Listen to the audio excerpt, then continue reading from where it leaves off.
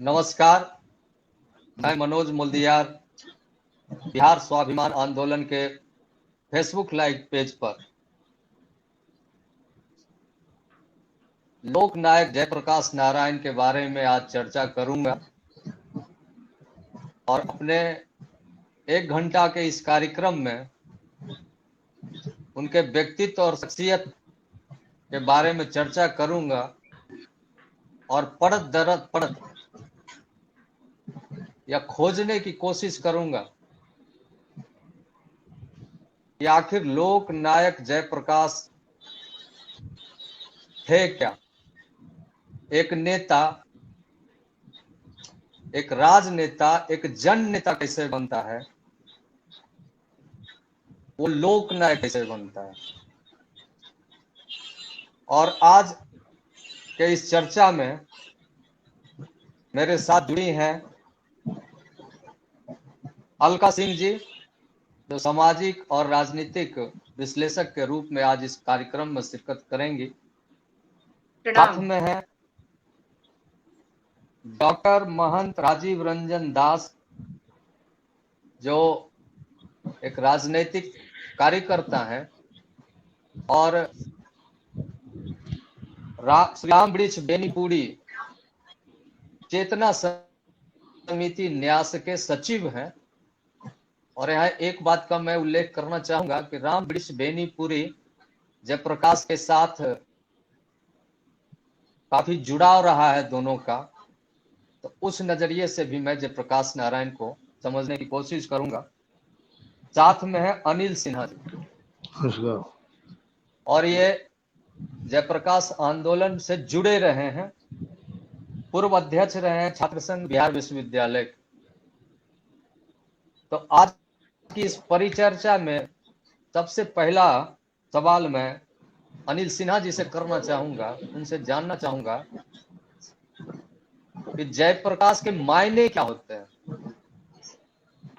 जयप्रकाश जो जेपी के नाम से भी जाने गए और लोकनायक भी हुए, आज के संदर्भ में, आज के राजनीतिक और सामाजिक संदर्भ में जयप्रकाश होने का मायने क्या है, कितने प्रासंगिक है आज जयप्रकाश नारायण। अनिल सिन्हा जी। जी, जयप्रकाश का माने एक ऐसा नेता जो निस्वार्थ भाव से पूरे जिंदगी समाज की सेवा और समाज के उत्थान के लिए सोचता रहा और कभी भी सत्ता और का लोभ जिस व्यक्ति को नहीं हुआ, निस्वार्थ भाव से करता रहा, वह एक जयप्रकाश। गांधी के बाद अगर कोई हुए इस देश में तो वो जयप्रकाश थे। और आज के दिन में जो प्रासंगिकता की बात कर रहे हैं तो उनके जैसा न कोई हुआ है, न लगता है कि आगे कोई होने वाला है। कोई जयप्रकाश कोई आगे आएगा इसकी भी दूर दूर तक उम्मीद नहीं है, क्योंकि जयप्रकाश के आदर्शों को उनके लोगों ने ही, उनके साथ रहने वाले लोग जो उनके बल पर नेतृत्व में आए, उन लोगों ने उनके पूरे आदर्श को समाप्त कर दिया, उसको छिन्न भिन्न कर दिया, उनके पूरे आदर्श को। अलका सिंह जी,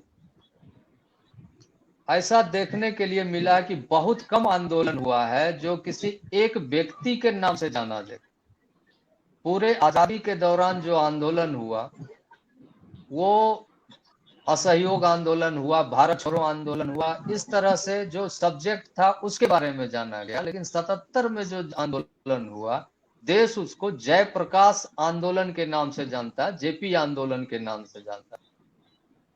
इसका क्या राजनीतिक या सामाजिक संदर्भ आप समझते हैं? एक व्यक्ति अचानक से पूरे राष्ट्र को रिप्रेजेंट करने लगता है, पूरे मूवमेंट को रिप्रेजेंट करने लगता है, और जो सत्ता से और राजनीति से अपने आप को करीब करीब अलग कर चुका था, आखिर वो उनके अंदर क्या चीज थी जब जरूरत हुआ। जैसा कि देखने के लिए मिलता है कि 1957 में वो राजनीति से संन्यास ले चुके, लेकिन फिर वापस आते हैं 1960 में, जब किसान का दर्द होता है, किसान आंदोलन से जुड़ते हैं और उस समय भी सत्ता को चेतावनी देते हैं। और फिर जब 74 में आंदोलन होता है छात्रों का, तब फिर उससे जुड़ते हैं, उसका नेतृत्व करते हैं, और वो पूरा का पूरा आंदोलन इनके नाम से जाना जाता है, जयप्रकाश आंदोलन, जेपी आंदोलन। और करीब करीब निरंकुश हो चुकी श्रीमती गांधी की सत्ता को उखाड़ फेंकते हैं। इसका राजनीतिक और सामाजिक संदर्भ आपके हिसाब से आप क्या समझते हैं? देखिए, जैसा कि आपने खुद ही कहा है कि वो स्वतंत्रता आंदोलन से भी जुड़े, तो 1942 का जो आंदोलन था उसमें जब उनकी गिरफ्तारी हुई तो ये कहा गया कि कांग्रेस ब्रेन अरेस्टेड। तो 1942 का आंदोलन हुआ, उससे पहले जब वो अमेरिका पढ़ने गए, उसके बाद फिर जो उनका राजनीति के लोगों से संपर्क में आना हुआ। आवाज आ रही है? आवाज आ रही है? जी आ रही है। हाँ बोलिए। तो आप उनका बोलिए। हाँ, तो उनका जो राजनीति के लोगों से संपर्क में आना हुआ, तो ये आप ये नहीं कह सकते हैं कि वो अचानक से हुआ, क्योंकि वो एक ऐसे व्यक्ति थे जो 3 आंदोलनों से पूरी तरह से जुड़े रहे। तो चाहे वो भारत छोड़ो आंदोलन की बात हो या जो जिसको हम स्वतंत्रता का आंदोलन कहते हैं, उससे लेकर के फिर जब उनको ये लगा कि नहीं, इस तरह से नहीं, भूदान से कुछ किया जा सकता है, तो विनोबा भावे के साथ वो भूदान में जुड़े। और उसका जो एक भूदान का जो तूफान था, उसके बाद भी उनको लगा कि नहीं, जिस रास्ते जाना चाहते थे वहां तक हम पहुंच नहीं पाए हैं। और फिर जो आपने कहा कि निरंकुश सत्ता हो गई थी, बेरोजगारी थी, शिक्षा को लेकर के उनके मन में जो बात थी, या जो उनके 7 क्रांतियों की बात थी, और उसमें राजनीति को बदलना, क्योंकि राजनीति बदलती है तो समाज का ताना बाना भी किस तरह से किया जाए कि राजनीति बदले, और राजनीति किस तरह से बदले जिससे कि समाज में जो एक समरसता है, एक रसता की बात है, ये आ सके। तो इसके लिए वो निश्चित रूप से राजनीति छोड़ चुके थे, और राजनीति छोड़ चुके थे, लेकिन फिर भी जब उनको ये लगा, जैसे हम अगर बिहार की बात करें, और ये हमारा सौभाग्य है कि जयप्रकाश नारायण की वो धरती रही है, और अगर उससे थोड़ा और आप पहले चलते हैं स्वतंत्रता संग्राम में ही, तो बाबू कुंवर सिंह की जब बात आती है, तो वो भी एक ऐसे स्वतंत्रता सेनानी हुए जो कि कहते हैं कि बूढ़े हड्डियों में फिर एक जो ताकत आई थी। तो उसी तरह से जब हम बात कि जयप्रकाश नारायण की करते हैं, तो उनको ये लगा कि नहीं, जो सत्ता या जिस तरह से हम स्वतंत्रता के बाद जो भारत को बनना चाहिए था, वो भारत अगर नहीं बन पाया है, तो आखिर में इसमें कहाँ गड़बड़ी रह गई। तब उनको ये लगा कि नहीं, ये आंदोलन जो है वो छात्रों की तरफ से आएगा, और उस युवा नेतृत्व, क्योंकि वो जो युवाओं का आंदोलन था वो वैसे बिखर जाता, लेकिन उसमें जब जयप्रकाश नारायण आए, हम आगे तो उस आंदोलन को आगे इस पर आएंगे। मैं इस बीच हमारे साथ जुड़ चुके हैं आते हैं वहां आते हैं संजय राय जी जुड़ चुके हैं। ये वरिष्ठ पत्रकार हैं और राष्ट्रीय ब्यूरो चीफ है आज दैनिक आज के। तो उनका बहुत बहुत स्वागत है इस कार्यक्रम में। जी नमस्कार। नमस्कार।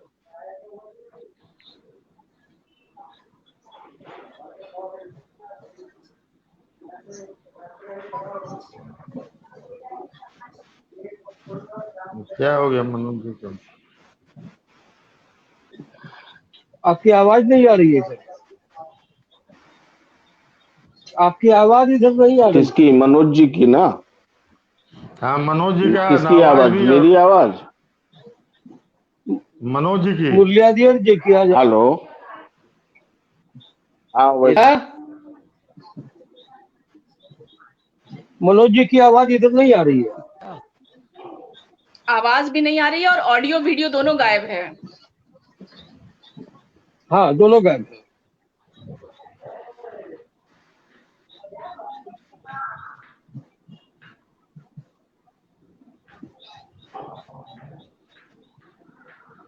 हाँ इस बीच हम परिचय करवा रहे थे संजय राय जी जो हमारे साथ जुड़ चुके हैं, राष्ट्रीय ब्यूरो चीफ है आज दैनिक है।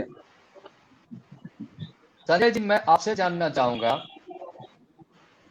एक जी जयप्रकाश जब आए विदेश से पढ़ के, तो उस समय उनके मन में कम्युनिस्ट का छाप था। वो मार्क्स के आंदोलन से बहुत जुड़े रहे, और उसके बाद यहाँ आए तो गांधी से प्रभावित हुए और गांधी के आंदोलन से जुड़े। लेकिन कांग्रेस के अंदर रहकर भी उन्होंने बहुत कोशिश की, जो सुभाष चंद्र बोस का लाइन था और जो गांधी का लाइन था उसमें एक तारतम्य हो, और बहुत हद तक वो सशस्त्र क्रांति के पैरोकार रहे। आजादी के लिए वो ज्यादा सुभाष के नजदीक थे, प्रभावित गांधी से रहे।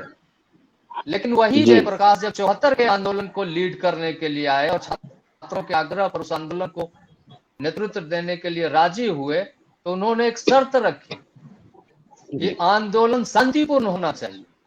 तो एक कम्युनिस्ट विचारधारा से आने वाला आदमी, जिस पर गांधी का भी प्रभाव हो, सुभाष का भी प्रभाव हो, वो अंत तक आते आते यह कहता हो कि नहीं, आंदोलन शांतिपूर्ण होना चाहिए। इसका क्या अर्थ आप समझते हैं? आप थोड़ा हमारे दर्शकों को बताएंगे कि ये व्यक्तित्व में एक व्यक्तित्व में कई व्यक्तित्व था, या फिर ये क्या था? नहीं, देखिए जयप्रकाश नारायण जी का जन्म जब हुआ था वो 1902 और वो उत्तर प्रदेश के बलिया जिले में हुआ था। और बिहार उनकी कर्मभूमि थी, और बिहार की कर्मभूमि बना करके उन्होंने पूरे देश की राजनीति में ऑडियो को ठीक किया जाए।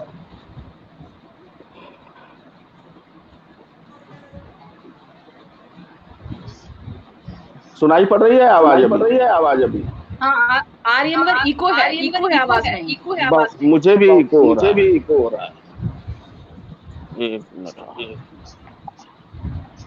इसका क्या इलाज है मुझे समझ में नहीं आ रहा।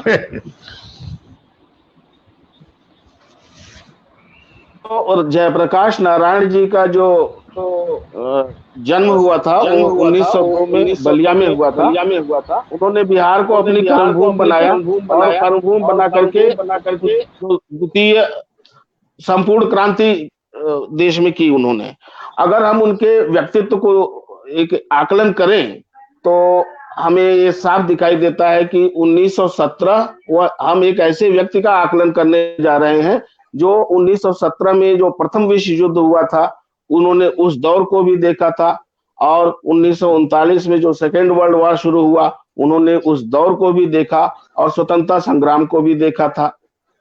तो और अंतर्राष्ट्रीय स्तर पर उनकी जो एक जानकारी या उनके पास जो नॉलेज था, उनका अनुभव था, उस अनुभव को उन्होंने आधार बनाया, और उन्होंने देश में जो शुरुआत की, मतलब उस समय जो 1977-75 में जो उन्होंने दूसरी क्रांति का नारा दिया था, और देश में एक इंदिरा गांधी के खिलाफ जो आंदोलन को उन्होंने अंजाम तक पहुंचाया, तो उनके व्यक्तित्व को अगर हम देखें तो हमें ये साफ दिखाई देता है कि बहुत ही अनुभव और उम्र के ऐसे पड़ाव पर थे जहां पर उन्होंने तरह तरह के संघर्ष को देखा था, दुनिया के संघर्ष को देखा था, और हर संघर्ष का उन्होंने गहन अध्ययन और उन अनुभव के आधार पर उन्होंने देखा कि देश को किस चीज की जरूरत है।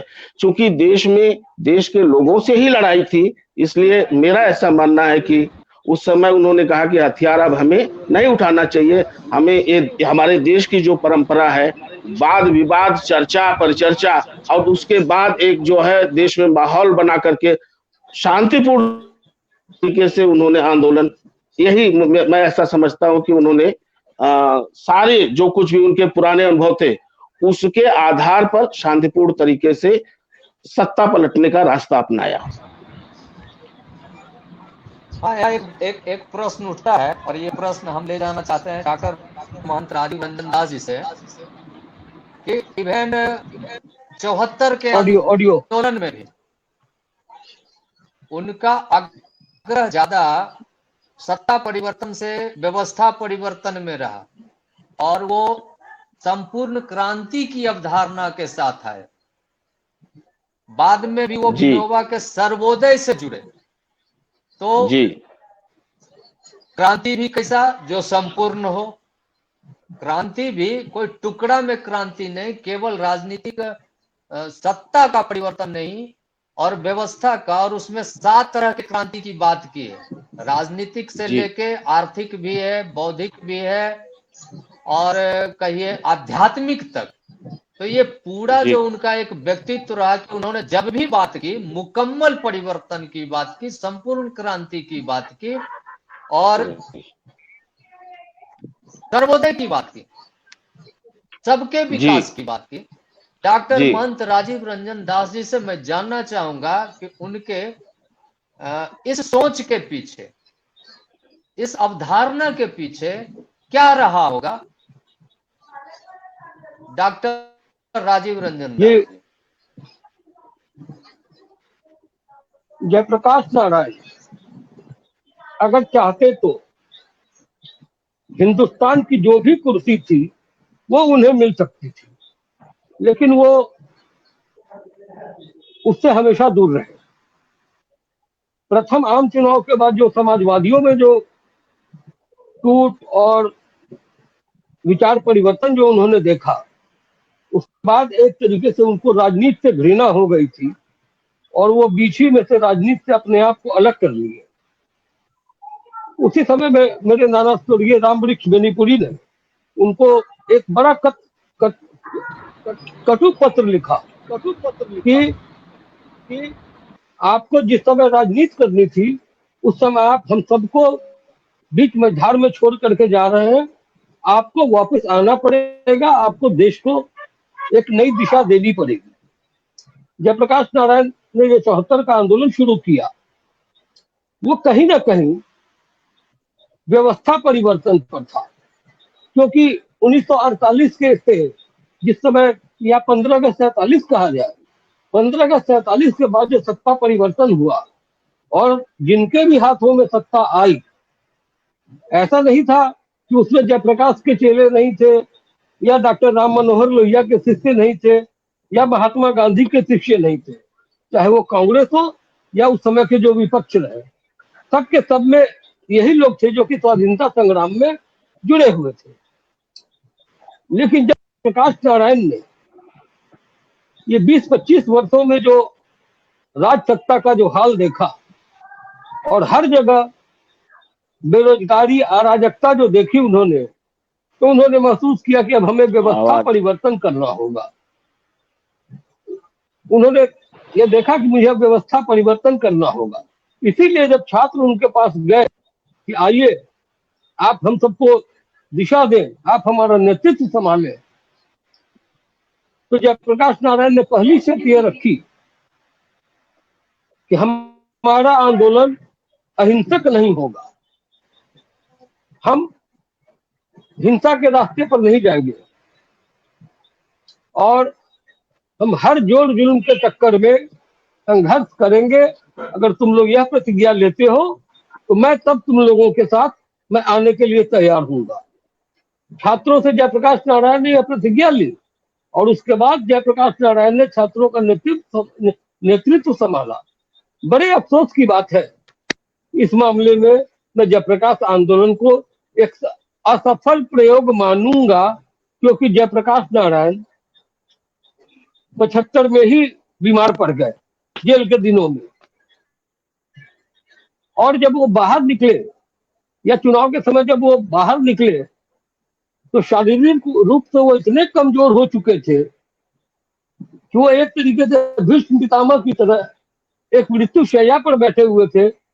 वो सिर्फ देख सकते थे, न तो बोल सकते थे, न तो कुछ कर सकते थे। यह बहुत संयोग रहा कि 77 में केंद्र से लेकर के राज्य में जो भी सरकारें, भ्रष्टाचारी सरकार तो नहीं बनी, भ्रष्टाचार पर कोई आरोप नहीं लगा, लेकिन वह सरकार जयप्रकाश नारायण जिस व्यवस्था की बात करते थे जो संपूर्ण क्रांति की बात करते थे, उन सरकारों से वह नहीं हो चुका। जयप्रकाश नारायण खुद दिन पर दिन तिरस्कृत होते गए और अंत में कदम हुआ में जयप्रकाश नारायण ने धर लिया। वो निराश हो गए थे अपने इन लोगों से, जिस सोच से मैंने आंदोलन किया, मैं आया, वो मेरी सोच समय के साथ साथ गलत साबित हो गई। मैं ऐसे लोगों को नेतृत्व में नहीं ला सका। ये लोग भी सत्ता परिवर्तन के बाद व्यवस्था परिवर्तन छोड़ करके सत्ता के मोह में ही लटक गए। धीरे धीरे कालांतर इन्हीं में से कुछ ऐसे नेता होते गए जिन्होंने आरक्षण लगाया, आरक्षण लागू हुआ। आरक्षण लागू होते ही जो सामाजिक परिवर्तन की बात थी वो एक जातीय परिवर्तन में बदल गया। 22% आरक्षण पर किसी भी जाति का या वर्ग का कभी कोई गुस्सा नहीं रहा। लेकिन जब कर्पूरी जी ने बिहार में मुंगेरीलाल कमीशन लागू किया तो बिहार फिर से एक आंदोलन में लिपट गया। उसके बाद बचा खुचा जो था, कर्पूरी जी से लेकर के तमाम उस उम्र के नेताओं के गुजर जाने के बाद राजा विश्वनाथ प्रताप सिंह के समय में जो मंडल कमीशन की जो अनुशंसा हुई, उसके बाद देश में कोई वाद नहीं रहा। जयप्रकाश शून्य पर तो पहले ही जा चुके थे। अब जयप्रकाश को लोग भूल गया। बस 100 में 60 का नारा रहा तो 60 के हाथ में सत्ता की तारीख में आ गई। हम देख रहे हैं, खुद बिहार में भुगत रहे हैं कि 30 वर्षों से इन्हीं 60 के हाथ में सत्ता है। यह बात अलग है कि जयप्रकाश आंदोलन से जितने निकले वो सारे के सारे चोर हैं। लेकिन इस मामले में यह भी उतना ही ध्रुव सत्य है कि जयप्रकाश आंदोलन जिस सामाजिक परिवर्तन की सोच पर हुआ था वो सामाजिक परिवर्तन नहीं हो सका। आज भी हम उसी समाज में जी रहे हैं, वही सरकार है, वही सत्ता का हाल है जो 74 से पूर्व था, आज भी वही है। उसमें कहीं से कोई परिवर्तन नहीं हुआ। अगर उस पर डॉक्टर आंदोलन से अब इस सवाल को थोड़ा दूसरे परिप्रेक्ष्य में मैं ले जाना चाहूंगा और अलका सिंह से मैं जानना चाहूंगा कि चूक कहाँ हुई जो 74 में पूरा देश इस जयप्रकाश के पीछे चल दिया था, सत्ता भी आया, शासन भी आया, लेकिन ऐसा क्या हो गया कि मात्र 2.5 साल के बाद, लगभग 2.5 साल के बाद इस देश में एक नारा उभरा कि आधी रोटी खाएंगे। जो भ्रष्टाचार के खिलाफ आंदोलन हुआ, जो बेरोजगारी के खिलाफ आंदोलन हुआ, ऐसा क्या आधी रोटी खाएंगे इंदिरा को ले आए। ये चूक हुई तो कहां से हुई? ये चूक कहां हुई? जैसा कि अभी रंजन जी कह रहे थे कि जो ये संपूर्ण क्रांति थी उसमें जयप्रकाश नारायण जी को भी ये बात समझ में आ गई थी कि जिस चीज के लिए इतना बड़ा आंदोलन किया गया, और आजकल के अगर हम समय की बात करें तो आज तो संचार के बहुत सारे माध्यम हैं जिससे कि आप जुड़ जाते हैं, लेकिन ये समझिए कि उस समय एक कॉल दिया गया और सब के सब पूरे छात्र नेता और वो जो अंदर का जो आवेश था वो निकला और उसने व्यवस्था परिवर्तन किया और सत्ता को जो है वो उस समय की जो एक तरह से निरंकुश सत्ता हो चुकी थी उसको उसने उखाड़ फेंका। लेकिन हमें ये बात भी नहीं भूलनी चाहिए कि आंदोलन अपनी जगह पे, जैसा कि मुझे ऐसा लगता है कि आंदोलन कोई भी हो वो अपनी जगह पे बहुत अच्छा होता है। उस समय बहुत अच्छे तपे तपाए लोग उससे जुड़ते हैं, लेकिन ये आप कहिए कि एक नियति भी है और फिर ये मनुष्य की एक अपनी आदत है इसमें कि जब आप कोई चीज, जैसे जयप्रकाश नारायण की बात करते हैं अगर हम, तो उन्होंने निस्वार्थ सेवा पे वो विश्वास करते थे। ये भी कहा जाता है कि 67 में उनको राष्ट्रपति, सर्वसम्मति से राष्ट्रपति के लिए भी उनको मनोनीत करने के लिए लोगों ने कहा, लेकिन उन्होंने उससे इनकार कर दिया कि नहीं, वो पद पद की बात वो नहीं करते थे और निस्वार्थ सेवा से वो उसमें लगते थे। और यही बात जब वो आंदोलन भी हुआ, सत्ता परिवर्तन भी हुआ, सारी चीजें हुई, लेकिन फिर भी उनको ही ये महसूस हुआ कि नहीं, वो चीज जहां हम ले जाना चाहते थे वहां हम उस चीज को नहीं ले जा पाए हैं। जैसे उन्होंने जो एक नारा दिया था कि उस समय हुआ था कि जात पात तोड़ दो, तिलक दहेज छोड़ दो और समाज के प्रवाह को नई दिशा में मोड़ दो। लेकिन ये कई बार ये होता है कि जब जो चीज उस समय भी हो रही थी, आज भी हो रही है, और ये शायद मनुष्य की प्रवृत्ति है कि वो बहुत दिनों तक वो या तो वो सही लोगों का चुनाव नहीं हो पाया, या उस समय भी ऐसी बात थी कि जो जिन्होंने मेहनत की थी, जिन्होंने कठिन परिश्रम किया था उस चीज के लिए, उनको एक साइडलाइन कर दिया गया हो। तो ऐसे बहुत सी चीजें हुई। और उस समय चूंकि ये आंदोलन तो बहुत अच्छा चला, लेकिन कई बार ये होता है कि अगर कोई पार्टी होती है तो वो ज्यादा स्टैब्लिश होती है, लेकिन अगर कोई चीज आंदोलन से उभरती है तो एक तूफान, एक जो अंदर का तूफान होता है, जब वो बाहर निकलता है तो उसके बाद कुछ दिनों तक चीजें ठीक रहती हैं। या शायद कांग्रेस का जो इतना लंबा जो शासन था, उसको हर चीज, जैसे आज भी ये वाली बात है कि जब हम बात करते हैं 60 साल बनाम 6 साल की जब हम बात करते हैं, तो उन सब चीजों पे, ऐसे संस्थानों पे, शिक्षण संस्थानों पे, या जितनी आपकी संस्थाएं हैं, उन सब पर एक आज भी ऐसा देखा जाए तो जिन लोगों का कब्जा है, बौद्धिक क्षेत्र में जिन लोगों का कब्जा है, जैसे जो जेपी का जो इनका जो साथ जो इनकी क्रांति थी, उसमें बौद्धिक वाली बात भी, बौद्धिक क्रांति की बात भी करते हैं, वो आध्यात्मिक की बात करते हैं, सांस्कृतिक की बात करते हैं। तो ये बौद्धिक, आध्यात्मिक और सांस्कृतिक, राजनीतिक अपनी जगह पे है, आर्थिक अपनी जगह पे है, शिक्षा के क्षेत्र में उन्होंने कहा कि शिक्षा में आमूलचूल परिवर्तन की जरूरत है, क्योंकि शिक्षा ऐसी हो जो देश की समस्या का समाधान कर सके। लेकिन आप आज भी देखिए, क्या वो शिक्षा व्यवस्था ऐसी है जो देश की समस्या का समाधान कर पा रही है? शिक्षित लोग हैं, लेकिन अगर कोई परेशानी आ जाती है तो सबके सब चिंतित हो जाते हैं। तो आध्यात्मिक की बात उन्होंने की, तो उनकी जो ये 7 क्रांतियों की जो बात थी, ये एक संपूर्ण क्रांति की बात थी।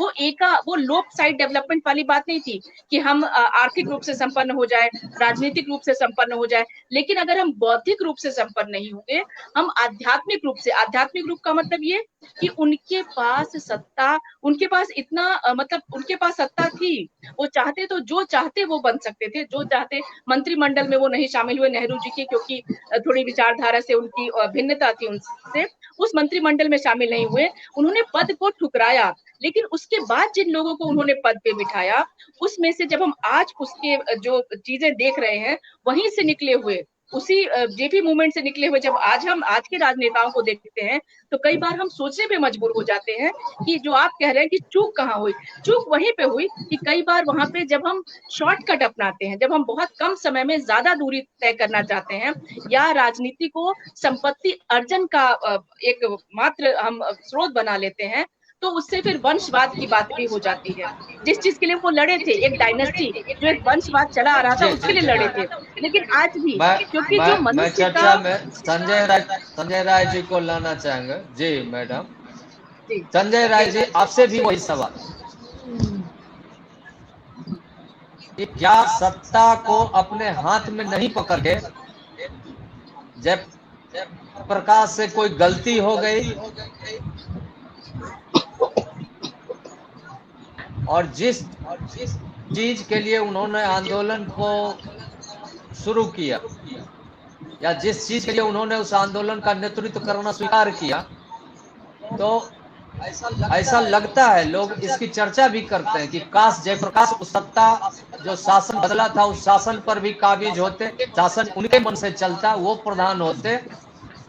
तो इसको आप किस रूप में देखते हैं कि हाँ जयप्रकाश से गलती हो गई, या क्योंकि ऐसा देखने के लिए मिलता है कि अचानक से जो एक देश 2 साल पहले कांग्रेस से अलग होकर अपार बहुमत दिया, उत्तर प्रदेश का हमको याद है, उस समय 85 सीट हुआ करता था, बिहार में 54 सीट हुआ करता था, और हमको लगता है कि इस पूरे मात्र 2 सीट कांग्रेस का आया था। तो इतना बड़ा जन समर्थन तो जयप्रकाश को मिला था, तो क्या कहीं ऐसा तो नहीं है कि उन्होंने उस दायित्व को लेने से भी तो इनकार किया? भरोसा तो लोगों ने जयप्रकाश पर किया था, और शासन मिल गया किसी और को, जो कि आपस में लड़ने झगड़ने लगे। तो हम ये समझने की कोशिश करेंगे आज की इस चर्चा में, क्योंकि उसके बाद भी एक आंदोलन हुआ है, अन्ना का आंदोलन हुआ। तो आखिर आंदोलनों का यह हर्ष क्यों होता है? आंदोलन से लोग आंदोलित होते हैं, जुड़ते हैं, परिवर्तन के लिए आगे आते हैं, और आप उसको संभाल नहीं पाते। भरोसा तो लोग आप पर करता है, भरोसा तो जयप्रकाश पर किया था। इसको आलोचना के रूप में न ले, एक विश्लेषण के रूप में हम लें कि जो दायित्व हमको मिलता है उस दायित्व को ओढ़ना चाहिए था उनको, क्योंकि देश और आगे भी समझता है इस चीज को और अफसोस करता है कि काश देश का शासन पटेल के हाथ में होता, काश देश का शासन सुभाष के हाथ में होता। इसी तरह का एक टीस आज भी हम देखते हैं, और उस समय से हम देख रहे हैं जब 74 में जयप्रकाश का आंदोलन हुआ, उस समय तक हमको होश हो गया था, हम भी दौड़ते थे उस आंदोलन में और बहुत जुड़े रहे। लग रहा था कि देश में कुछ होने वाला है। अब सारा बेरोजगारी, भ्रष्टाचार, जितना भी दुश्वारी है उसका शमन हो जाएगा, वो अंत हो जाएगा। आज भी एक आंदोलन हुआ, अन्ना का आंदोलन हुआ, अन्ना का आंदोलन हुआ, लेकिन जो सरकार बनी वो अन्ना का नहीं है। आंदोलन जयप्रकाश का हुआ, लेकिन जो सरकार बनी वो जयप्रकाश का। जी, मैं अन्ना आंदोलन से ही अपनी बात शुरू करूंगा। जिससे समझना चाहूंगा, जरूर जरूर सर। मैं अन्ना आंदोलन से अपनी बात शुरू करना चाहता हूं। देखिए, अन्ना आंदोलन की अन्ना हजारे ने जब प्रेस कॉन्फ्रेंस, पहली प्रेस कॉन्फ्रेंस लोकपाल विधेयक को लेकर के की थी, तो उसमें 12 पत्रकार थे और उसमें से एक मैं भी था। और अन्ना हजारे से एक बार, मतलब एक ही सवाल मैंने 3 बार पूछा था, और अन्ना हजारे ने उस दिन घोषणा की थी कि अगर लोकपाल नहीं पारित हुआ तो मैं अन्न त्याग कर दूंगा और आमरण अनशन करूंगा जंतर मंतर पर, और शरीर त्याग कर दूंगा। मैंने 3 बार पूछा, अन्ना ने कहा कि मैं मर जाऊंगा लेकिन लोकपाल पारित कराऊंगा।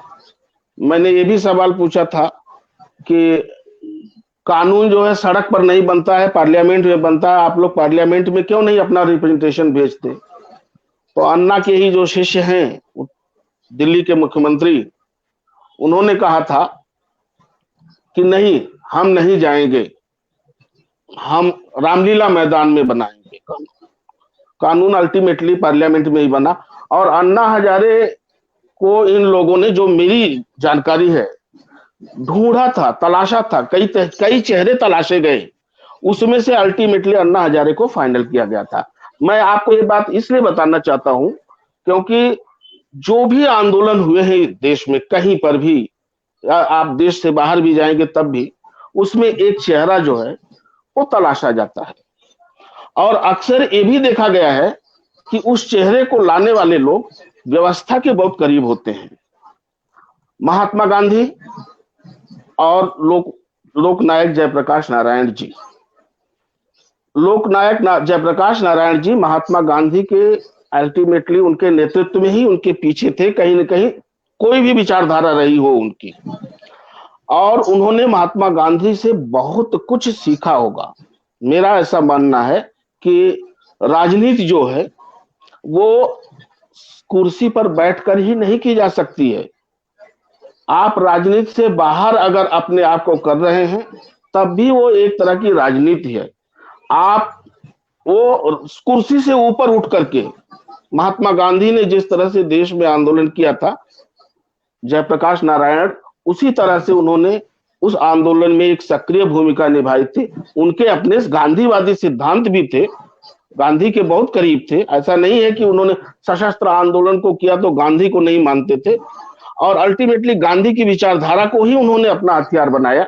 जो दूसरी क्रांति की, संपूर्ण क्रांति उन्होंने जो किया, और क्रांति के असफल होने की जहां तक बात है, मैं कहता हूं कोई भी आंदोलन हो वो असफल नहीं होता है, उसके कुछ न कुछ परिणाम आते हैं। अन्ना हजारे के आंदोलन का भी परिणाम आया और केंद्र की सत्ता पर भी उसका असर पड़ा, दिल्ली की सत्ता पर उसका असर पड़ा। अन्ना हजारे के आंदोलन को हमने बहुत करीब से देखा, और जयप्रकाश नारायण का आंदोलन होता क्या है, जब इस तरह के आंदोलन होते हैं तो उसमें तरह तरह की शक्तियां, कुछ वेस्टेड इंटरेस्ट, जिनका कोई अपना हित होता है, तरह तरह के लोग आते हैं। एक आदमी सिद्धांत की बात करता है, बाकी लोग उस सिद्धांत के पीछे रहते हैं। जैसे कुंभ मेला लगता है, उसमें तरह तरह के लोग जाते हैं, साधु संत चोर डकैत बदमाश गृहस्थ, सब तरह के लोग जाते हैं। उसी तरीके से आंदोलन में हर तरह के लोग आते हैं। आवाज आपका साफ साफ से नहीं आ रहा है संजय राय जी। अच्छा, जी जी, आ रहा है, नहीं अभी आ रही है ना, आवाज आ रही है। ठीक है। तो जो जयप्रकाश नारायण जी का आंदोलन था, मैं उसको असफल नहीं मानता हूं।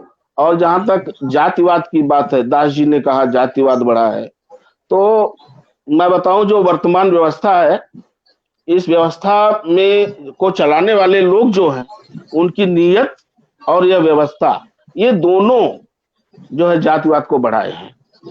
कोई भी राजनीतिक निर्णय सत्ता के शीर्ष पर बैठे हुए लोग बिना फायदे या नुकसान के नहीं करते हैं। इसके लिए एक कमेटी है, कमेटी ऑन पॉलिटिकल अफेयर्स, राजनीतिक मामलों की समिति हर जगह होती है। और वो उसमें उस समिति की बैठक में यही निर्णय लिया जाता है, इसके राजनीतिक परिणाम क्या होंगे, फायदा होगा कि नुकसान होगा, क्या होगा, उसके आधार पर निर्णय लिया जाता है। तो आगे उन्होंने देखिए, जो उन्होंने संपूर्ण क्रांति, संपूर्ण व्यवस्था परिवर्तन, यह एक सैद्धांतिक बात है, प्रयास किया जाता है, वो कभी पूरा नहीं होता है। और वो प्रयास आज भी जारी है, आगे भी जारी रहेगा, मेरा ऐसा मानना है। जी, बाकी के लोग कहाँ गए?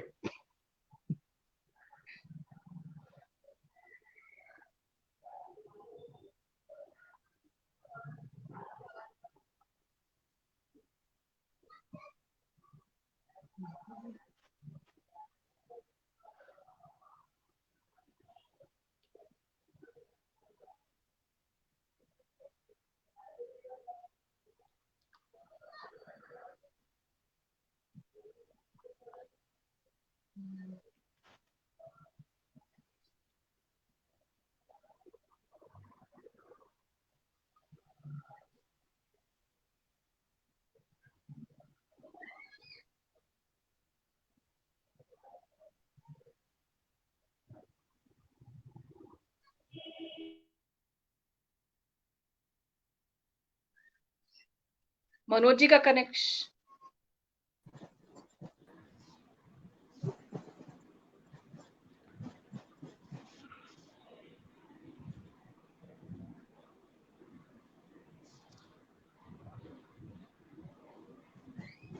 No audio. मनोज जी का कनेक्शन लगता है हट गया है। कोई ऑडियो नहीं है। हाँ, मनोज जी का ऑडियो वीडियो दोनों ही लगता है हट गया है।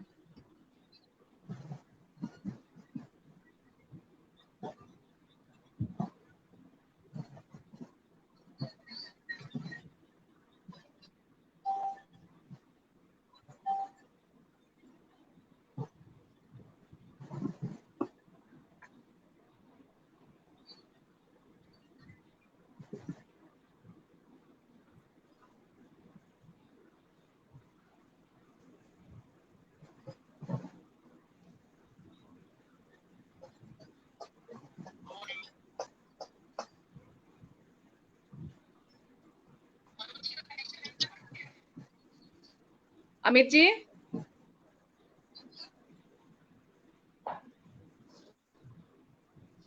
मनोज जी की तो आवाज ही नहीं आ रही है, ना तो चेहरा हाँ दिख उनका रहा है। ऑडियो वीडियो दोनों ही वो। चेहरे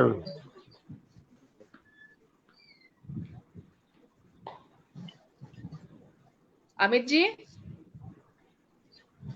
कर सकते हैं।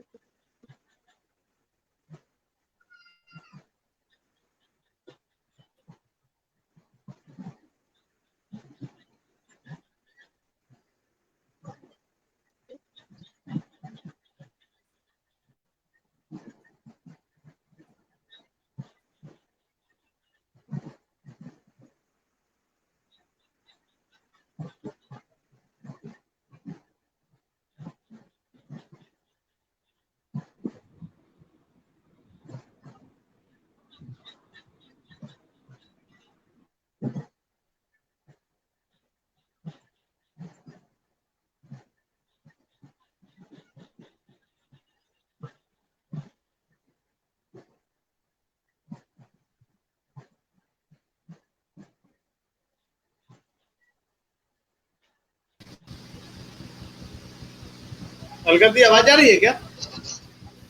हाँ, मुझे तो अभी आवाज आ आवाज रही है। आई है। आ रही है। आप विषय जो रखे थे ना मनोज जी, उस पर कंटिन्यू कीजिए ना। मनोज जी जुड़ रहे हैं 2 मिनट में, तकनीकी उनको दिक्कत आ रही है। नहीं, क्या करना है? हेलो,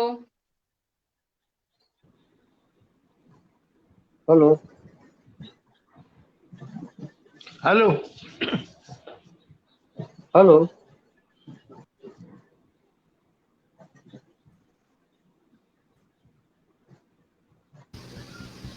मनोज जी आवाज आ रही है? हाँ मुझे आ रही है, बताइए। नहीं, मनोज जी को देख रहे हैं ना कि आवाज उनकी नहीं आ रही। नहीं, मनोज जी तो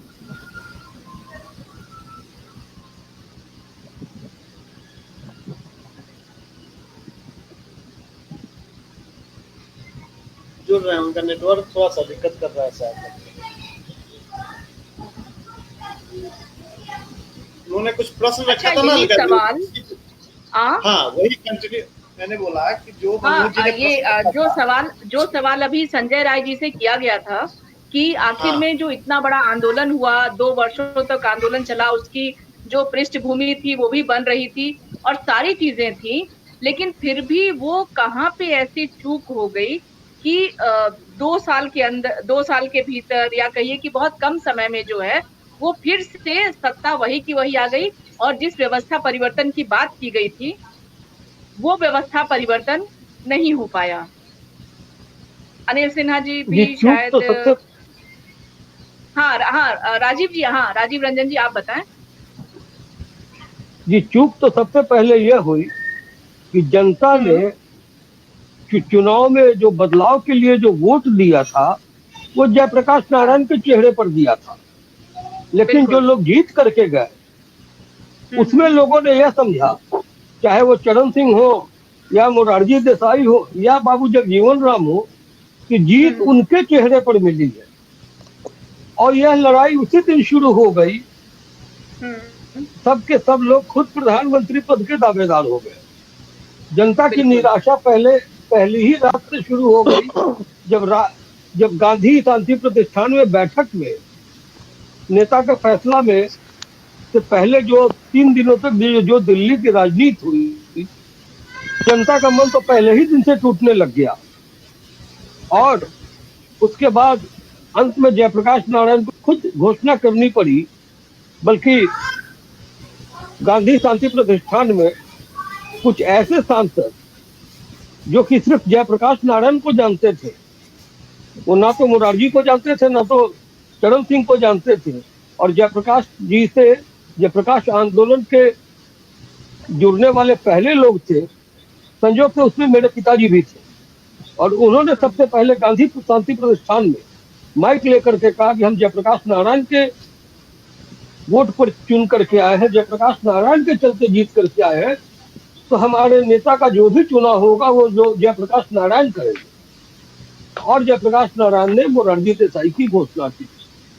लेकिन हमारे नेता अहम में यह भूल गए कि उनको जिताने का चेहरा और चेहरा जयप्रकाश नारायण का था। और हमारे जो भी प्रधानमंत्री बने या राज्यों में जो मुख्यमंत्री, उसके बाद से जो राजनीति शुरू हो गई, तो इसका परिणाम राज्य विधानसभा में टिकट के बंटवारा में देखा गया। सब लोग अपने अपने गुट का टिकट मांगने लग गए। बहुत सारे लोग अपने पुत्र के लिए टिकट मांगने लग गए। जनता में निराशा जागृत होने लगी और एक ये बहुत बड़ा कारण था जयप्रकाश आंदोलन के असफल होने का। 2 साल में सरकार भी टूट गई महत्वाकांक्षा के चलते। लेकिन अगर आज भी गवर्नमेंट ऑफ इंडिया का इकोनॉमिक सर्वे का अगर व्हाइट पेपर देखा जाएगा तो मोरारजी देसाई का वो शासनकाल स्वर्णीय शासनकाल माना जाता है, जहाँ पर लोग राशन कार्ड भूल गया था, चीनी मिलनी शुरू हो गई थी, ब्लैक खत्म हो गया था। लेकिन ये लोग सत्ता चला नहीं सके अपनी महत्वाकांक्षा के चलते। कुछ ही दिनों के बाद राज्य में सत्ता परिवर्तन शुरू हुआ, तो जनसंघ से लेकर के सब में बदलाव की भूमिका आने लगी। जनता ने तो इस चीज के लिए किसी को चुना नहीं था। जनता ने तो व्यवस्था परिवर्तन के लिए भी चुना था, लेकिन जनता ने तो यह देखा कि ये लोग भी फिर उसी तरह से निकले जो पहले राज के लोग थे। और शायद यही बहुत बड़ा कारण था कि तुरंत में इंदिरा जी को वापस लाने का संकल्प जनता का पूरा हुआ और जयप्रकाश का सपना वो भी इसलिए अधूरा पूरा रह गया क्योंकि जहां सेनापति ही बीच लड़ाई में घायल हो जाता है, मरणासन हो जाता है, वो रण क्षेत्र से एक तरीके से बाहर हो जाता है, कुर्सी पर बंध जाता है, डायलिसिस पर बंध जाता है, उनकी आवाज लोगों ने अनसुनी करनी शुरू कर दी। जयप्रकाश नारायण तो समझ चुके थे कि उनका जो आंदोलन था, जिस विषय को लेकर के वो आगे बढ़े थे, जिन मुद्दों को उन्होंने उठाया था, वो असफल हो चुका है। ऐसी बात नहीं थी कि जयप्रकाश नारायण के मरने के बाद यह बात हुई। जयप्रकाश आंदोलन, जयप्रकाश की जिंदगी ही में असफल हो चुका था। सत्ता परिवर्तन हुआ लेकिन व्यवस्था परिवर्तन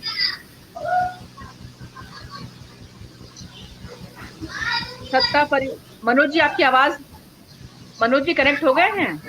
जी जी, हाँ मैम। हाँ। और मैं जानना चाहूंगा आपसे अलका सिंह जी कि आज भी अगर हम देखें बिहार में अभी जो वर्तमान शासन और इस शासन के जो नेतृत्व करता है, और ना सिर्फ वर्तमान शासन, इसकी पूर्ववर्ती सरकार भी जो रही और उस सरकार के भी जो मुखिया हुए, वो सारे के सारे लोग जयप्रकाश के आंदोलन से ही निकल के आए। ये सारे लोग जयप्रकाश आंदोलन की ही उपज है, क्योंकि जिस समय आंदोलन चल रहा था ये लोग राजनीति में विद्यार्थी के तौर पर जुड़े। अश्वनी चौबे जी को यहाँ मैं याद करना चाहूंगा, जो बक्सर के सांसद भी हुए, वो प्रमुख नेता हुआ करते थे। और वर्तमान में भी सारे जो लोग हैं, लालू प्रसाद यादव से शुरू करके आप नीतीश कुमार तक जाइए, रविशंकर प्रसाद हुए, सुशील मोदी हुए, ये सारे लोग आज भी इस बात को दोहराते हैं। आज भी जब भाषण देने का बात आता है, और आज जब हम देख रहे हैं उनका जन्मदिन है इस चुनाव के मौके पर, तो हर आदमी, हर राजनेता में एक होड़ सी लगी हुई है कि जाए वहां, जो उनका कदम कुआं में है घर, वहां जाएं। लेकिन साथ ही साथ हम यह भी देख रहे हैं कि इतने लंबे समय तक शासन में ये रहे और कंकड़बाग में एक योजना बनी थी उस समय 77 में जब सरकार बनी थी कि जयप्रकाश नारायण के नाम पर एक अस्पताल बनाया जाए, जयप्रभा हॉस्पिटल, जो अभी हाल तक एक क्लिनिक के रूप में ही चला। अब जाके देख रहे हैं कि वो एक मुकम्मल अस्पताल के रूप में वो हुआ है। तो वही सारे लोग जो उस आंदोलन से उपजते हैं या उस आंदोलन के सहारे सत्ता में आते हैं और फिर कितनी आसानी से इसको भूल जाते हैं, और भूलते भी हैं अपने सुविधा के हिसाब से। जब याद करने का बारी आता है तो आज अचानक से कितने प्रासंगिक हो गए जयप्रकाश। जिस जयप्रकाश को, जैसा कि अभी राजीव रंजन दास जी ने कहा कि वो अस्वस्थ हो गए और आंदोलन पर से उनका पकड़ कमजोर हो गया, तो एक तरफ तो ये देख रहे हैं, लेकिन आज भी उनको विस्मृत पूरी तरह से नहीं किया जा सका। आज भी लोग को चुनाव लड़ने के लिए, जीतने के लिए, सत्ता में बने रहने के लिए यह बोलना पड़ता है कि हम जयप्रकाश नारायण के आंदोलन की उपज है। तो इस तरह का जो राजनीति में विसंगति है, एक तरफ तो उनके आप कृतित्व को, उनके सिद्धांत को, उनके सोच को मानते नहीं है और उनकी प्रतिमा पर फूल चढ़ाते हैं, माला चढ़ाते हैं। तो मैं संजय राय जी से इस पर जानना चाहूंगा और बाद में अलका सिंह जी से भी, कि आखिर इस तरह का जो चरित्र है आज के नेताओं का, ये इसको आप किस रूप में देखते हैं?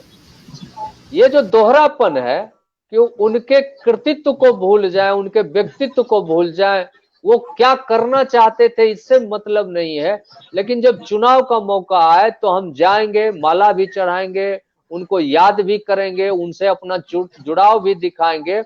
तो आखिर इसको किस रूप में आप देखते हैं? देखिए, राजनीति, जी जी जी, देश की राजनीति में मैं फिर से वही कहूंगा कि नेता एक होता है, बाकी सब जो है उस सिद्धांत के पीछे चलने वाले नेता हैं। आज जयप्रकाश नारायण जी की जयंती के दिन उनके आवास पर, या उनका जो आपने बताया जो स्थल है, वहां पर पहुंचने वाले अगर नेताओं के हम व्यक्तित्व को देखें तो इसमें से मौलिक सिद्धांत या किसी राष्ट्रीय स्तर पर कोई बहुत बड़ी वैचारिक क्रांति वाला कोई नेता नहीं गया होगा। ये सब के सब नेता जो है कुछ सिद्धांतों और आदर्शों, वैचारिक आदर्शों से बंधे हुए हैं, और वो भी पार्टी की राजनीति से बंधे हुए हैं। और मेरा ऐसा ये मानना है कि जब राजनीति जो होती है, राजनीति तो आप अब क्या बताएं, हर जगह पे कोई भी मौका नहीं छोड़ती है फायदे का। तो आज बिहार में चुनाव है, विधानसभा चुनाव है, जयप्रकाश नारायण जी आज प्रासंगिक है, और तो जाना उनका फर्ज बनता है, दिखावे के लिए ही सही, लेकिन जाएंगे क्योंकि उससे वोट मिलेगा। ये वोट की राजनीति में इस तरह की चीजें पहले भी देखने को मिली हैं, आज भी देखने को मिल रही है। और अगर यही व्यवस्था आगे भी जारी रही, जैसा कि जारी होती दिख भी रही है, तो आगे भी आपको देखने को ये सब मिलेगा। जहां तक जयप्रकाश नारायण जी की, फिर से मैं कहूंगा, उनको अगर आप असफल कहेंगे तो इस कसौटी पर, जो आज की हमारी चर्चा में जो कसौटी तय करने का प्रयास किया जा रहा है, इस कसौटी पर आप देखेंगे तो महात्मा गांधी भी विफल रहे। उससे भी पीछे जाएंगे तो जो मनुष्य के रूप में अवतार लेने वाले जितने भी अवतारी पुरुष थे, चाहे वो कृष्ण हो या राम हो, सब विफल रहे। महात्मा बुद्ध विफल रहे। ऐसा नहीं है, कोई भी क्रांति या कोई भी आंदोलन या कोई भी राजनीति जब की जाती है, तो मैं फिर से कहूंगा यही कि वो जो करता है वो सफल होने के लिए या विफल होने के लिए नहीं करता है। वह एक स्थिति को देख करके उसका मनोमस्तिष्क आंदोलित होता है और वह एक विचार देता है, उस विचार के पीछे लोग चलते हैं, क्योंकि समाज की जो सामूहिक एक जो चेतना होती है वह हमेशा उच्च आदर्श को प्राप्त करने की होती है। और भारतीय जनमानस वो हमेशा सत्ता के शिखर पर जो है चाहता है कि बेदाग व्यक्ति बैठाया जाए, उसके लिए प्रयास करता है। इसलिए एक जगह से आवाज उठती है और उसके पीछे अच्छे बुरे सब लोग लग जाते हैं। अब आगे का काम समाज का ही होता है, और मेरा ऐसा ही मानना है कि भारत का समाज जो सनातन काल से खंडन मंडन चिंतन, नए विचारों को स्वीकार करना, पुराने विचारों का, जिसको हम सनातन के बारे में कहा जाता है, ये चिर पुरातन नित्य नूतन, नित्य नूतन चिर पुरातन, समय के साथ बदलता है और चिर पुरातन विचार है। और मेरा ये ऐसा मानना है कि चाहे वो राम हो, कृष्ण हो, या कोई भी नेता हो, आज के हमारे जिनका जयप्रकाश नारायण जी का जो चिंतन था, वो चिंतन समग्र के लिए था, समष्टि के लिए था। वो एक वैश्विक अनुभव रखने वाले भारत की राजनीति के एक बहुत बड़े नेता थे, जिन्होंने कांग्रेस के एक छत्र शासन को समाप्त करके इस देश में जनता को ये विश्वास दिलाया कि यहाँ पर भी एक परिवार की सत्ता को चुनौती दी जा सकती है, और वो चुनौती कोई भी व्यक्ति दे सकता है। और जहां तक महत्वाकांक्षा पालने की बात होती है, तो प्रधानमंत्री कौन नहीं बनना चाहता है। मुझे लगता है कि मैं भी बहुत अच्छा हूं उस पद के लिए। कोई भी वो इच्छा बहुत से लोगों में पैदा हुई, लेकिन पहुंचा तो कोई एक ही, सब लोग नहीं पहुंच सकते। राजनीति तो है, और इस व्यवस्था में जो राजनीति चल रही है वो चलती रहेगी, लेकिन समाज, मैं ऐसा कहा, मेरा ऐसा मानना है, समाज इसका परिमार्जन करेगा। समाज ही करेगा, समाज के अलावा कोई दूसरा नहीं कर सकता। एक जी संजय जी, यहाँ एक चीज हम समझने की कोशिश करते हैं जी कि जब भी जो वर्तमान राजनीतिक व्यवस्था है, और ऐसा अक्सर देखा गया है कि कुछ दिन जाने के बाद जनता का उस राजनीतिक व्यवस्था पर से मोह भंग होता है जी, और मोह जब भंग होता है तो उस अधिष्ठान से कोई आगे आकर नए विकल्प की बात नहीं करता। अगर कोई करना भी चाहता है तो फिर वापस उसको वहां जाना पड़ता है जहां कोई जयप्रकाश खड़ा हो, जहां कोई अन्ना खड़ा हो। और हमने तो देखा है कि जब विश्वनाथ प्रताप सिंह को भी आंदोलन, एक छोटा ही सही आंदोलन करने का आवश्यकता पड़ा, तो वो भी आचार्य राममूर्ति के पास गए। तो ऐसा देखा गया कि सत्ता में, और अभी चर्चा में भी यह बात उभर के आई, तो कहीं ऐसा तो नहीं है कि ये सारे जो जननायक हुए, जो जन नेता हुए, वो कहीं ना कहीं इन राजनेताओं के ट्रैप में फंसते हैं, उनका मोहरा बनते हैं। हमको ये दिखता है कि इस आंदोलन जयप्रकाश के नाम पर हुआ, अन्ना के नाम पर हुआ, और जैसा कि अभी इस चर्चा में बात उभर के आई कि उनको खोज के निकाला गया।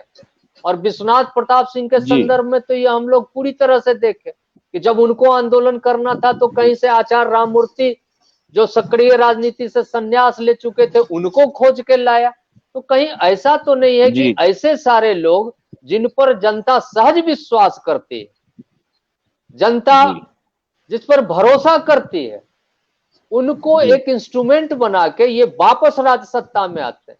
क्योंकि जिस जयप्रकाश का उदय ही कांग्रेस के शासन को उखाड़ फेंकने के लिए हुआ, आज उसी जयप्रकाश के आंदोलन से निकलने का दम भरने वाले हमारे लालू प्रसाद जी उसी कांग्रेस के साथ हो जाते हैं। तो इस तरह की जो विसंगति, या फिर बाकी जो लोग भी हैं वो भाषणों में बोलते रहते हैं, लेकिन उनके नाम पर शुरू किया गया अस्पताल, अब आप 75 से जोड़ लीजिए 77 से, कितना वर्ष हो गए। कुछ एक हवाई अड्डा बना दिए, कुछ कर दिए, यही तो आप करते हैं। लेकिन जो उनका मूल अधिष्ठान था सप्त क्रांति का या संपूर्ण क्रांति का, या उन्होंने जो विनोबा के साथ मिलकर सर्वोदय के लिए काम किया, उस काम को आगे आखिर कौन बढ़ाएगा? क्या वो अखबार में या फिर साल में, और हमको तो लगता है कि इस बार चुनाव है तो थोड़ा जयप्रकाश ज्यादा हो रहे हैं, वरना हम तो देख रहे हैं कि आज कोई पहली बार तो नहीं उनका जन्म हो रहा है। 1902 में उनका जन्म हुआ है, इसी 11 अक्टूबर को, और आज इतने साल के जन्मदिन को इस रूप में मनाया तो हम नहीं देखे कि बिहार में कभी कोई इस तरह का बात हो रहा है कि कोई बड़े राष्ट्रीय दल के नेता आ रहे हैं, उसके अध्यक्ष आ रहे हैं, और जयप्रकाश के ये जो एक रस्म अदायगी है, और इस चीज को, इस पूरे संदर्भ को, अभी जो मैं जिस विषय को जानना समझना चाह रहा हूं आप विशेषज्ञ के बीच में, ताकि जनता को आसानी हो समझने में कि इस तरह के आंदोलन के जो नेता हुए, वो आंदोलन उनका था या उसके पीछे किसी और का मोटिव था? आप इसमें क्या देखते हैं? सबसे पहले मैं अलका सिंह जी से जानना चाहूंगा, और बाकी इसी विषय को लेके और लोगों का भी राय जानना चाहूंगा। अलका सिंह। बिल्कुल। ये जो मनोज जी आपने जो बात कही है, आपके प्रश्न में ही उसका उत्तर छिपा हुआ है। जयप्रकाश नारायण जो थे वो जन कल्याण की बात करते थे, और दूसरी बात ये है कि लोगों को जयप्रकाश नारायण के पास ही आज भी अगर जाना पड़ रहा है, इस चुनाव के दौरान भी जाना पड़ रहा है, या आप ये कहिए कि आपने जैसा कहा कि उनको एक उसके रूप में मतलब उनको चेहरा बनाया गया और आंदोलन पीछे हुआ। लेकिन आप खुद भी सोचिए कि भारत का मानस जो है, भारत का चित्त जो है, वो उसी व्यक्ति को अपने अगुवा के रूप में चुनता है जो व्यक्ति त्यागी हो, जो व्यक्ति बागी हो। तो ये जो दोनों गुण होते हैं कि आप बगावत कीजिए, अगर आपको कोई चीज गलत लगती है तो आप बगावत कीजिए, लेकिन उसके साथ ही आप, जैसे आपने लालू जी की बात की या और लोग जो उसमें से बाहर निकले उनकी बात की, और आज हम लोग खुद भी, हमें उस मतलब कि उस समय तो हम लोग भी बहुत छोटे थे, बहुत ही छोटे, तो हमें उस आंदोलन को हमने पढ़ा है, सुना है, समझा है, और बड़े बड़े लोगों से उसके बारे में सेमिनार्स में, मीटिंग्स में उनके बारे में सुना है कि क्या था, कैसा था, सारी चीजें। तो आज आप ये सोचिए कि जो वहां से एक जातिवादी, वंशवादी और इस तरह की, जो आज हम बिहार के अगर वर्तमान परिप्रेक्ष्य की बात करें, तो जो बिहार की राजनीति में हम आज देख रहे हैं, तो उसमें आप ये देखिए कि वो जो जयप्रकाश नारायण थे, आज भी बिहार की राजनीति को जयप्रकाश नारायण की जरूरत पड़ रही है। आज उनकी प्रासंगिकता और ज्यादा हो गई है। क्यों ज्यादा हो गई है? क्योंकि जो लोगों में जो एक आक्रोश है, गुस्सा है, या जिस चीज को लेकर के हो, राजनीति को लेकर के हो, जो एक अच्छा कार्यकर्ता है, जो सोचता है कि इस पार्टी को मैंने सींचा है, लेकिन जब बाद में वो देखता है कि नहीं, जब टिकट बंटवारे की या किसी चीज की, इस तरह की जब पदों की बात आती है, बहुत सी बात आती है, तो उसमें क्या होता है कि जो एक सही व्यक्ति है, जो लड़ता है, जो लड़ना जानता है, जो भिड़ता है, वो क्या करता है कि वो तिकड़म नहीं कर सकता है। और मतलब इसको हम सब लोग जानते हैं, और इसको बोलने में जरा भी मतलब उस तरह से बहुत ज्यादा सोचने की बात नहीं है, लेकिन उसमें वो नहीं फिट बैठ पाता है, नहीं फिट बैठ पाता है, तो वो अपने आप को थोड़ा सा उससे वो अलग कर लेता है। लेकिन इसका मतलब ये नहीं है कि जिसको अगर टिकट मिल गया है तो उसकी आप बहुत ज्यादा उसका वो सब मान बढ़ गया, नहीं। पहले के राजनेता जो होते थे, चारित्रिक रूप से हो, नैतिक रूप से हो, अंदरूनी ताकत हो उनकी, वो इतनी ज्यादा होती थी कि अपने आप, अगर कोई व्यक्ति आज भी आपको ऐसा नहीं कि राजनीति आज उससे खाली हो गई है, आज भी ऐसे लोग हैं जो राजनीति में हैं। ये अलग बात है कि वो उस तरह से मुखर नहीं है, ये तो जैसे अगर जो संत है वो थोड़ा शांत रहते हैं, लेकिन बाकी जो लोग हैं वो थोड़ा अपने उस पे रहते हैं। तो इसका मतलब ये नहीं, आज जयप्रकाश नारायण की प्रासंगिकता या बाकी जितने हमारे नेतृत्व जितना हमारा हुआ है, उनकी प्रासंगिकता आज के समय में उस समय से ज्यादा है। और आप जो कह रहे हैं, आप सोचिए कि लौट करके आपको उन्हीं के पास जाना पड़ रहा है।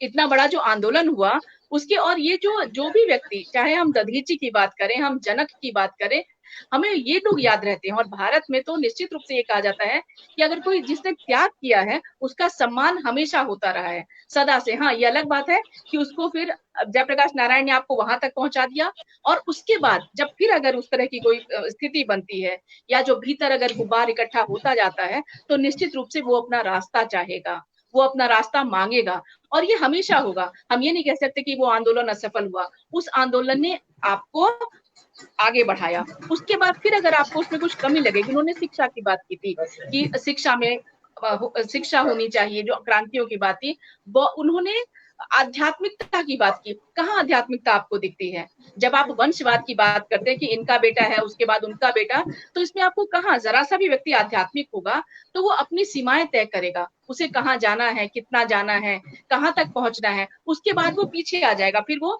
सेकंड लाइन को तैयार करेगा। लेकिन यहाँ चूंकि क्या है कि सत्ता को हम लोगों ने सहूलियत के लिए बना लिया है, सत्ता को हमने धन अर्जन के लिए बना लिया है। हम ही नहीं, हमारी 7 पीढ़ियां इसका सुख भोगेगी। लेकिन बिल्कुल ये भारत है, और ये जानता है कि जब कोई भी चीज, जैसे हम लोग सोचे कि हम लोग ये सोचते थे कि 2014 का जब इलेक्शन था, उससे बहुत पहले हमें ये लगता था, और खास करके मैं अपनी बात करूं तो ये लगता था कि नहीं, ये 10 साल बहुत हो गया जो कांग्रेस का शासन था, 4 से लेकर के 14 तक का, हमें लगता था कि ये इस तरह से स्थितियां कैसे होती जा रही हैं। लेकिन आप देखिए, भारत की जनमानस और हमारी जो नियति है, उसको एक ऐसा व्यक्ति तैयार करना था जो इन सब चीजों को ठीक कर सके, जो इन सब चीजों को, जो भी आपकी हमारी जिनकी भी आकांक्षाएं थी, उनको वो पूरा कर सके। तो हमें एक नेतृत्व मिला, और बहुत बढ़िया नेतृत्व मिला। लेकिन इसमें फिर जैसा कि संजय राय जी ने भी कहा कि जब कुंभ का मेला लगता है तो उसमें कई तरह की शक्तियां होती हैं, साधु होते हैं, साधु भी कई तरह के साधु होंगे, उसके बाद उसमें हो सकता है कोई पॉकेट मार भी हो, बहुत से लोग हो सकते हैं, कोई थोड़ा सा कोई लुटेरा हो, कोई चोर हो, तो अलग अलग तरह के लोग वहां पे जुटेंगे। लेकिन अगर ये पूज्य की बात अगर जब होती है, तो निश्चित रूप से वही व्यक्ति पूज्य होता है जिसने चीजों को त्यागा होता है। आज तक भोगी की, कम से कम भारत में अगर हम बात करें, भारत की मैं बात करें, बहुत अच्छा, जी जी, तो हम योगी जो व्यक्ति होता है, उसकी वो पूज्य होता है ना कि। और आज भी आपको सोच लीजिए, जयप्रकाश नारायण की इसी बात से आप उनकी ये देखिए कि आज ज्यादा उनकी प्रासंगिकता, मतलब बिहार इलेक्शन में क्या जरूरत थी, लोग तो वंशवादी हो गए, जातिवादी हो गए, सब कुछ हो गए, लेकिन आज भी जितना माल्यार्पण, और जैसा कि आप कह रहे हैं कि पटना में भी वहां पे लोगों की भीड़ लगी थी, तो निश्चित रूप से यही उस व्यक्ति की सफलता है,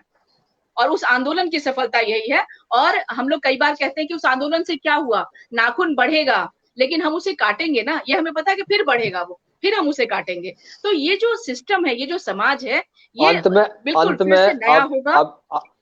अब इस कार्यक्रम, जी मैं थोड़ा समय कम है, जल्दी से मैं एक टिप्पणी आप तीनों से चाहूंगा, और सबसे पहले शुरू करना चाहूंगा डॉक्टर महंत राजीव रंजन दास जी से, कि वर्तमान सत्ता को, वर्तमान शासन को, जिसके शीर्ष पर नरेंद्र मोदी बैठे हुए हैं, और कहीं ना कहीं गुजरात में जब वो उस समय थे तो गुजरात में वो इस आंदोलन से जुड़े थे, तो आज जो सत्ता के शीर्ष पर देश पर बैठे हुए हैं, उनको जयप्रकाश से कितना पास या फिर कितना दूर आप देखते हैं?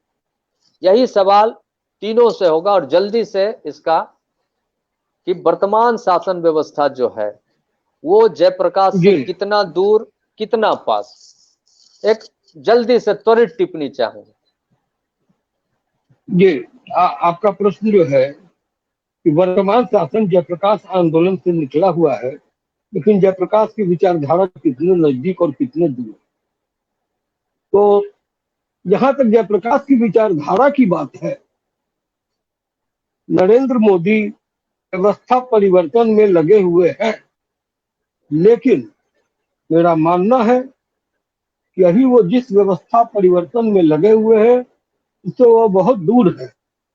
भ्रष्टाचार अभी भी देश में है, भले ही मंत्रिमंडल में ना हो, अफसरशाही को मोदी जी दुरुस्त नहीं कर पा रहे हैं। तो अगर इस चीज को देखा जाए तो कहीं ना कहीं हमको राजीव गांधी का वह कथन याद करना पड़ेगा कि केंद्र से भेजा हुआ 100 रुपया धरती पर, धरातल पर 15 रुपया पहुंचता है। आज भले ही डायरेक्ट ट्रांसफर से धरती पर तो 100 का 100 पहुंचता है, लेकिन क्या लाभुकों को वो 100 का 100 मिल पाता है? हम लोग तो बिहार में रह रहे हैं, हम लोग देख रहे हैं कि किस तरीके से ये पंचायती राज व्यवस्था का दुरुपयोग आज के तारीख में देश में हो रहा है। अब तो भ्रष्टाचार, मैं ये कहने में कहीं भटकूंगा नहीं और मुझे कोई हिचक नहीं है कि भ्रष्टाचार आज के तारीख में जमीनी स्तर तक पहुंच चुका है, और जब तक जमीनी स्तर से भ्रष्टाचार को दूर नहीं किया जाएगा, व्यवस्था परिवर्तन की बात बेमानी है। संजय राय जी, वर्तमान शासन व्यवस्था जयप्रकाश के नीति से कितना पास कितना दूर? संजय राय जी।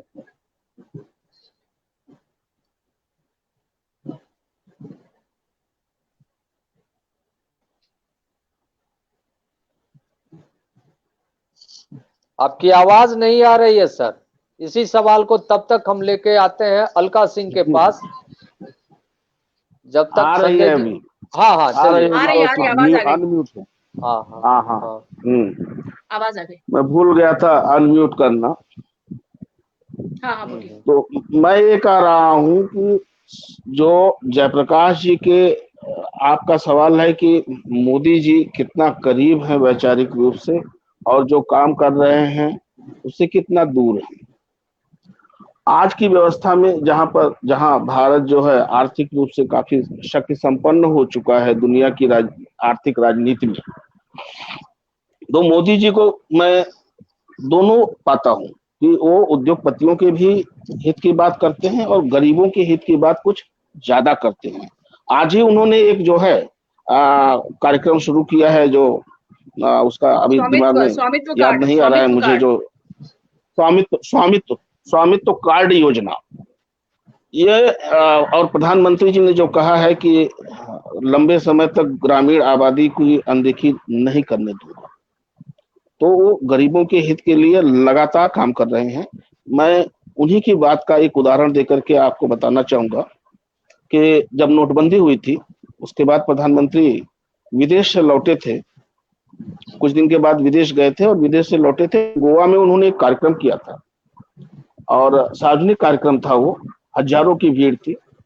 उसमें उन्होंने एक बात बोला था, भाइयों और बहनों, ये लोग मुझे मार डालेंगे। सोचने वाली बात है, मैं भी सुना। तो आप समझ सकते हैं कि सत्ता के शीर्ष पर बैठे हुए प्रधानमंत्री किस तरह की ताकतों के बीच में घिरे हुए हैं और कैसे उनको काम करना पड़ता है। उस कुर्सी पर जो भी बैठेगा उसके इर्द गिर्द तरह तरह के जो है पावर सेंटर्स होते हैं, अलग अलग सब सेंटर्स आप कह सकते हैं इसको, और उसके बीच में काम करना गरीबों के लिए यह भी एक बहुत बड़ा काम है। और वैचारिक रूप से मैं उनको जो है जयप्रकाश जी के बहुत करीब मानता हूँ। वो जनता के लिए दिन रात मेहनत कर रहे हैं, बदलाव की बात करते हैं और बदलाव के लिए प्रयास कर रहे हैं। एक बात और, तकनीक ने जो सुविधा मुहैया कराई है और प्रधानमंत्री जी का जो तकनीक के ऊपर जोर है कि हर व्यक्ति जो है टेक्निकली मोबाइल स्मार्टफोन से ही अपना सारा काम कर ले, उसमें बेईमानी भी खत्म हो जाएगी, भ्रष्टाचार भी खत्म होगा, आदमी ईमानदार होने के लिए मजबूर होगा, चाह करके भी बेईमानी नहीं करेगा। ये बहुत अच्छी चीज है और आगे मैं बहुत बेहतर समाज की उम्मीद करता हूँ। जी, अलका सिंह जी बिल्कुल, जयप्रकाश का सर्वोदय, संजय राय जी ने भी कहा। पहले सवाल सुन लीजिए। जयप्रकाश का सर्वोदय और मोदी का सबका साथ, सबका विकास, सबका विश्वास, कितना पास कितना दूर? नहीं, ये जो दोनों का जो उनका सर्वोदय माने सबका उदय, तो निश्चित रूप से मोदी जी की जो योजनाएं जब हम 14 से बात करते हैं, चाहे वो सुकन्या समृद्धि हो, उज्ज्वला हो, आत्मनिर्भर की अभी बात हो रही है, योग को लेकर के जो उनकी अपनी सोच है कि विश्व के जो 200 देश हैं वो भी आपके योग को अपना रहे हैं और 21 जून को सब लोग एक साथ होते हैं, जो ये डिजिटल क्रांति की बात हो रही है। तो इस तरह से तो और जब वो ग्राम पंचायत की बात करते हैं, जब वो अभी जो आजकल का समय चल रहा है, जब वो डिजिटली लोगों से कनेक्ट होते हैं और वहां के लोगों की जब वो बात करते हैं, जब वो पूर्वोत्तर की बात करते हैं, जब वो पिछड़ों की बात करते हैं, अति पिछड़ों की बात करते हैं, तो इन सब को लेकर के, या वो हुनर की जब बात करते हैं, हुनर स्कीम जो उनका चलता उन्होंने जो किया है, तो इस तरह से देखा जाए तो हर वर्ग के लिए, चाहे वो ये 3 तलाक की बात करें, चाहे वो 370 की बात हो, जितनी चीजें हैं पॉलिटिकली, सोशली, इकोनॉमिकली, माने हर क्षेत्र में आध्यात्मिक रूप से आप कैसे अपने आप को सबल बना सकते हैं। और जब उनको व्यक्तिगत रूप से देखते हैं तो निश्चित रूप से आज वो व्यक्ति जो है वो एक चलता फिरता उदाहरण है कि इतनी उम्र में भी आप जब उनको खट करके जब वो प्लेन पे चढ़ते देखते हैं तो आपको लगता है कि आखिर वो कौन सी उनकी जीवन शैली है। तो व्यक्तिगत रूप से उनकी जो पूरी जीवन शैली है, जैसे उनका सोना, उठना, बैठना, या जो अभी मोर के साथ जो उनकी एक फोटो आई थी, आप ये सोचिए, ठीक है बहुत लोगों ने उसको बहुत तरह से कहा कि सिंबॉलिक था, बहुत सी चीजें थी, लेकिन आखिर में उस व्यक्ति के पास कैसे इतनी चीजें, इतना वो सोच पाता है, इतनी समृद्ध उसकी सोच, और इतने प्रेशर के साथ भी वो व्यक्ति इतना निश्चिंत कैसे रहता है।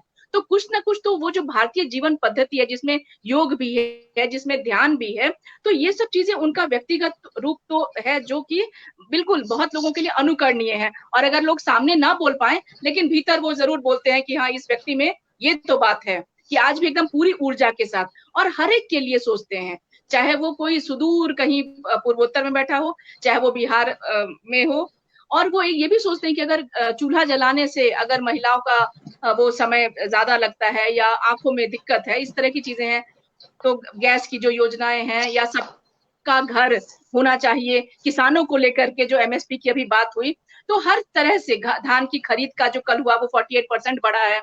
तो इस तरह से देखा जाए तो मोदी जी के अपने मन में उनके लिए जो उन्होंने भारत का एक रोड मैप बना रखा है कि कहां से लेकर के हमें कहां चलना है। अपने पहले मन की बात में उन्होंने कहा था कि आप में इतनी शक्तियां हैं, जरूरत है जो उस पे आप पे धूल चढ़ गई है उसको आप हटाइए। उसमें उन्होंने कहानी भी सुनाई थी कि कैसे एक मेमना जो है वो भेड़ियों के उसमें चला जाता है। तो ये सब चीजें सिंबॉलिक है, आप इस चीज को समझिए। और पिछले 6 वर्षों में अगर हम कहें तो निश्चित रूप से हर कोई सजग हुआ है, एक दूसरे पे लोग नजर रख रहे हैं कि यहाँ पे क्या गलत हो रहा है। आपने कभी इतनी ज्यादा चेतना जो है, जो हर जगह आपको दिख रही है, इससे पहले तो हमें नहीं लगता कि आपकी एक एक चीज पे, प्रधानमंत्री के एक एक काम पे इतनी नजर रखी जा रही है, और हर तरफ से नजर, लेफ्ट राइट जो भी रखना चाहते हैं, हर तरफ से नजर रखी जा रही है। तो निश्चित रूप से जहाँ पे वो चल रहे हैं और जिस तरह से भारत चल रहा है, आपने ये 6 साल और 14 से लेकर के 24 तक में जो चीजें अभी अंकुरित हैं, जो भी बीज डाले गए हैं, जब वो बाहर निकलेगा, जब वो चीजें ये आपको जब धरातल पे दिखेंगी, तो निश्चित रूप से आपको एक बदला हुआ भारत, और जैसा कि हम सबकी आकांक्षा है। अब इसमें ये वाली बात होती है, लोग कहते हैं कि नहीं क्या बदला, उसमें ये भी है कि सिर्फ एक मोदी जी के होने से जो है, वो अगर आप भी उस तरह से हो जाते हैं या उसका कुछ परसेंट भी होते हैं अपने काम के लिए, आपको अगर अंगूठा कहीं लगाना होता है बायोमेट्रिक सिस्टम में, तो आप कहते हैं कि अरे 9 बजे पहुंचना होता है, आप क्यों नहीं 9 बजे पहुंचेंगे? तो एक वर्क कल्चर या सबके मन में, एक युवाओं के मन में जो एक जोश आया है कि कुछ होगा, हम कुछ कर सकते हैं, तो ये सब चीजें निश्चित रूप से हुआ है। और सर्वोदय की जो बात हुई है, वो उनकी तो पूरी योजना है उनकी। अब वो योजना क्योंकि सिर्फ वो अकेले नहीं कर सकते हैं, अगर सब लोग मिलकर के, राज्य भी उस तरह से हो, पंचायत तक वो चीज पहुंचे, और फिर जब राजनीति में जब टिकट की बात आती है और इन सब तरह की जब चीजें आती हैं, तो निश्चित रूप से जब ऊपर बहुत ज्यादा कहीं पर भी अगर किसी भी अगर जिले की अगर हम बात करें, तो ऊपर अगर बहुत ज्यादा डिसिप्लिन और स्ट्रिक्टनेस होती है, तो निश्चित रूप से वो नीचे तक वो चीज आती है, और जो बहुत बहुत जो आपका बहुत बहुत जनमानस है धन्यवाद। वो आपके साथ होता है। जी जी, बहुत बहुत धन्यवाद आप सब लोगों का जो आज इस चर्चा में जुड़े, और हम लोग बहुत अधिक समय तक बात किए, और इस तरह का चर्चा दरअसल इतने कम समय में कर पाना, समेट पाना थोड़ा हम लोग जैसे कम बुद्धि वाले लोग के लिए थोड़ा मुश्किल होता है। फिर भी एक सार्थक चर्चा के लिए कुछ आप देर तक सबों हम का लोग फिर डिस्कनेक्ट से थे। हृदय से आभार व्यक्त करते हुए, हाँ, बिल्कुल बिल्कुल, कुछ नमस्ते। और देर कुछ तक समय तक थोड़ा डिस्कनेक्ट भी तकनीक हम के लोग कारण रहे। डिस्कनेक्ट भी रखें। बिल्कुल। हाँ हाँ हाँ, तो एक बार फिर से सबको मेरा प्रणाम, और फिर आगे भी हम इस तरह का प्रणाम। परिचर्चा करें ये सब इसी लोगों को कामना के साथ आज इससे विदा लेते हैं। धन्यवाद। नमस्कार। धन्यवाद।